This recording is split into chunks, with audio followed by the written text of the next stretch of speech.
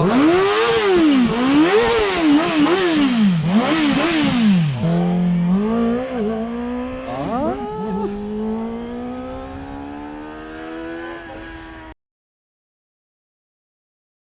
andito tayo ngayon sa labas ng area no, kung saan tayo magte-test ride ng lahat ng mga motor na to na nasa harapan natin. Lahat yan, no? Look at those bikes, oh. Iba't ibang bikes yan. Hanggang sa ATV po pwede nating i-try yan. Mukhang paikot to, kind of a racetrack.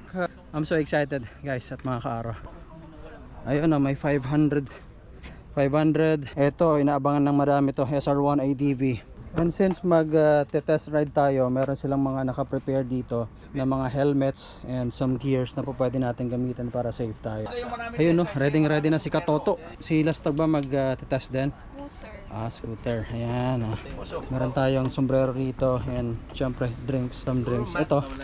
Ayun, oh, ready na rin si Sir Sak, oh. Sir Sak, anong unang itatry mo? Hindi ko alam eh. Okay. I'll try to go big to small. Yun, oh, yan ang atake naman ni Sir Sak. Sa'yo bro, anong unang iniisip mo na itry? Yung syempre adventure. 800 Nako, rally. Pareho pala kayo. O ikaw. Rally. Ra. Bakit? You see, you take a look at my shoes. Para This ayaw mo yatang for this for office. sayang Ikaw naman. boss, bagay sa yung e-bike doon. Ako? E-bike? Yung skills mo pang e-bike. Oy, baka nakakalimutan mo. ano? Ironman finisher to. Ilang time? 2020? 2023. Hindi, 4. 2024 ba yan? 2025 yata. Ano ba? Ano bang date ngayon? 2024 tayo, gago. Nakalimutan na agad, oh. Alright. Okay. So yan guys, magta-try na tayo ng motor. So exciting. Let's go. Magta-try na tayo ng mga motor. And syempre, kahit na dito lang tayo sa area, dapat naka-gear pa rin tayo. So I got my gloves and pads natin kompleto. Sir Sak right there. Yung grupo andito. So mukhang paikot siya hanggang doon. Let's see.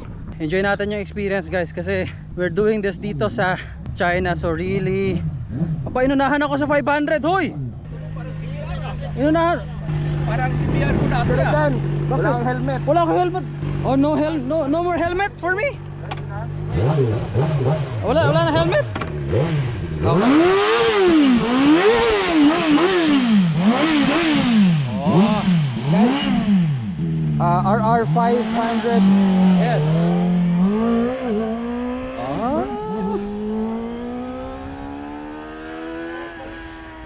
Pwede. Pero wala na ako helmet. Paano to? Ito yung 250cc yata. Okay. SR3. Tapos, ito, huwag na to. Alam na natin yan. Ito, syempre 625. And another 625 V-twin to guys. Look at that V. Okay. And syempre ito. Alam niyo na kaitsura nito. Hindi ko na sasabihin. Matatry din natin to. There's Nagalag. Yabang ah. And Katoto andito. So tatlo lang. Sayang, ba't tatlo lang ang helmet? Ayun guys, so quick lang kasi naikot na natin to ng 4 na beses. Ito yung bago ng Vogue, which is the CU625. Ang ganda, di ba? Brusco, mas brusco to kumpara doon sa 525 or CU525. So more powerful sa tunog. Kung nagustuhan ko na dati yung 525, lalong mas nagustuhan ko to. Really nice. Engine, it's got V-twin, no? For the tires 130, 150 ang likod. Brusco lalong lalo na ang itsura.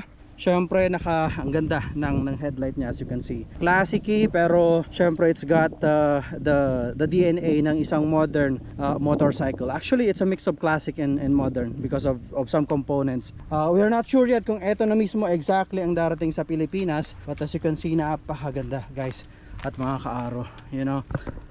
Lagi nating mababanggit, ito syempre yung tangke na yan, poging-pogi. Belt type ito, no?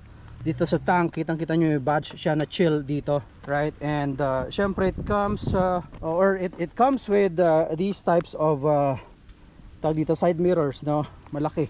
Real quick, patunogin natin para Sir Sak, by the way, patunogin natin para masubukan natin kung kumusta, para marinig nyo guys. Ang ganda ng tunog and powerful. Okay, there. Start natin.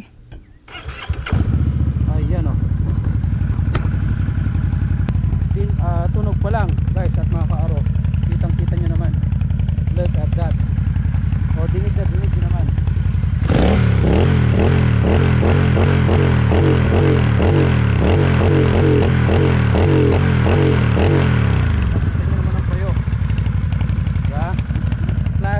especially sa likod with regards to its upuan, malambot syempre.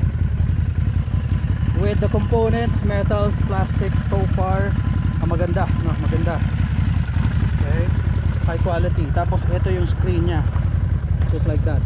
Okay, and more of this bike very soon.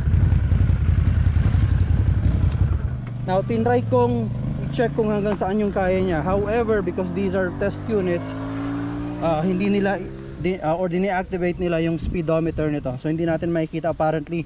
But with this kind of truck, I was probably doing mga 80 lang naman, you know, kaya. Medyo mahaba yung stretch nito mula dun sa unahan, and ang ganda guys at mga karo. So really, this is another bike ng Vogue na dapat natin, or you know, kaabang-abang kumbaga. So I hope dumating na kaagad to, because it's something na people will really enjoy pagka dumating to sa market ng Pilipinas. Now, i-try naman natin tong isang napakaganda rin. But I've been looking at this for quite some time. Nakita ko na to online, nakakita na ako ng mga videos, and I got very excited. So sabi ko sa kanila, when we get to China, dapat mapakinggan natin to, dapat matry natin tong motor na to. So tatry natin to guys. Ang ganda. This is inline 4, got winglet na orange dito. I'm just not sure kung magiging available tong color na to. Okay, and combination of gray and orange, inline 4 just like I said. Yan, quickly lang, because I'm about to test it in a bit. Okay, and ang ganda guys, ang ganda. Okay, even from afar, oh, kitang kita nyo naman.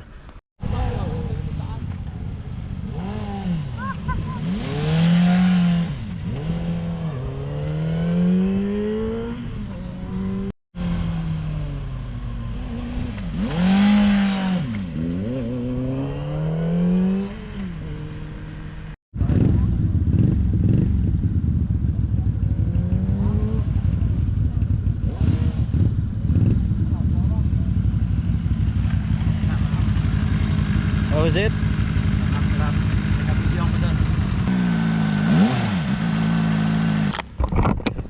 Ayun guys, unang-una maganda ang itsura kaagad. Yan ang isang syempre kapansin-pansin. This one comes in gray and orange, which is for most people siguro, you know, maganda. Pwedeng yung sa iba mas gusto yung mga darker na kulay because of this kind of bike. Normally dark ang gusto ng mga tao sa ganito. Okay, but for the performance guys at mga kaaro, ibang klase din to guys, no?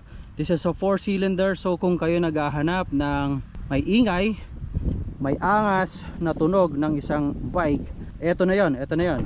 Now pagdating sa size, I would have to say for experienced riders, medyo maliit ito. Okay, medyo maliit ito in fact. Okay, sila stog.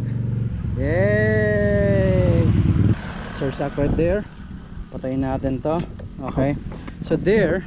Okay, and inline 4 nga, it comes with these tires, Helios naman ito, 160 ang likod. Oh, there's Tagalog yun, oh. Okay, and syempre yung tunog ibang klase. Okay, with its performance so far, kanina isang stretch ko ron, naka-100 tayo. Mahirap naman kasi bumagpak dito dahil hindi ganun kahaba yung stretch na yan.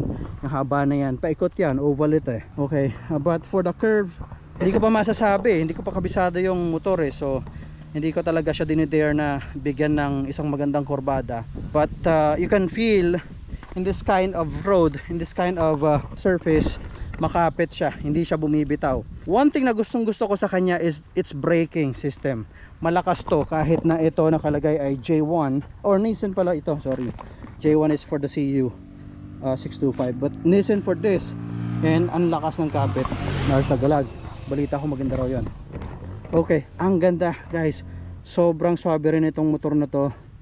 Aabangan natin pagdating sa Manila. Eto, wala pang dumadating nito eh. But so far, kung performance ang pagbabasihan guys, okay na ako dito. Solve na, pwede for beginner. Wag mo nga lang siyang masyadong bibigyan, kasi bibigyan ka rin niya. You know what I mean? Grabe ang energy niya, malakas yung makina niya. Good thing lang, matindi ang kapit ng Nissan brakes natin.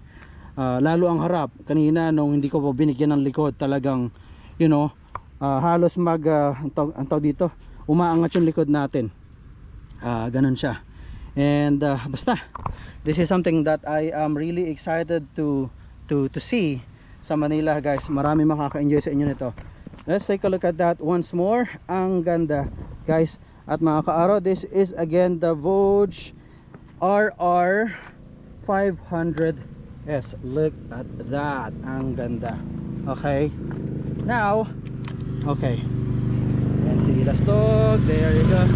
Okay. And i-on natin para marinig nyo once you turn it on. And makakambyo. So let's shift that into neutral. Pinig nyo yun. Inline 4, baby. Inline 4.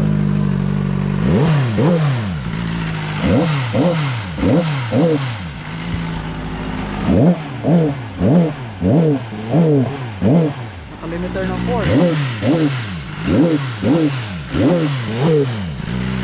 Look at that. Alright. So enjoy ko na muna to, guys, at mga ka-aro, para mas maging worthwhile yung stay natin dito. Check tayo ng ibang motor. Let's go. Oh, yun oh! Oh, nip! Okay. Yun ang isang exciting, guys. That is the ATV. So let's go.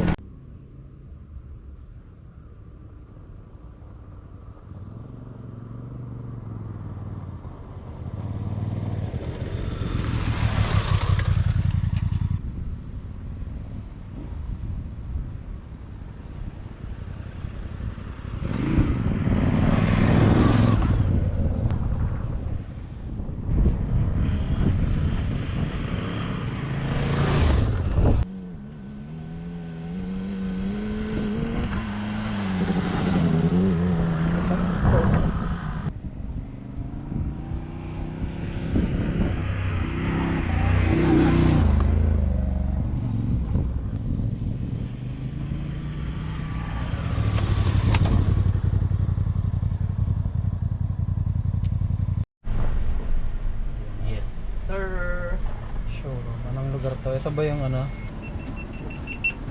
Check natin isang dito. Isang showroom nila dito. What's this place or branch? Yeah, our Showroom is Wuji branch in Huafu Road. what's that again? Huafu Road, Wuji branch. Wuji showroom. How do you spell that? Wuji showroom in Huafu Road. Okay. Huafu Okay. Road. Alright. Hey, Is it? Yeah. So here, ito yung isang showroom nila dito. Ilalagay ko na lang kasi hindi ko maintindihan talaga eh.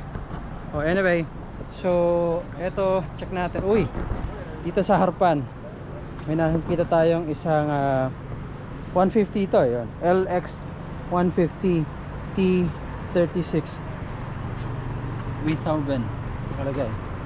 Ito, nakita ko na to sa Caloocan. So anyway, tsaka na natin. SR 150. Yeah. Okay, there. So ito itsura ng showroom nila. Medyo iba sa showroom ng Caloocan o doon sa mga nasa Pinas. But yeah. Okay, so mukhang may nakatakip dito. Baka ito ilo-launch or whatever reason that they have. Anyway, so let's take a look. 900 and ito yung mga 525 yata. Oh, may gantong kulay pala 525 nga.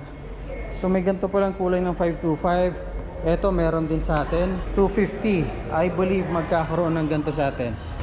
Dito naman sa kaliwa ko meron dito ng CU 525 na V12. Nakita natin to kanina. That right. Oh, may 600. Okay. Interesting. May 600 dito. Not sure kung pareho lang.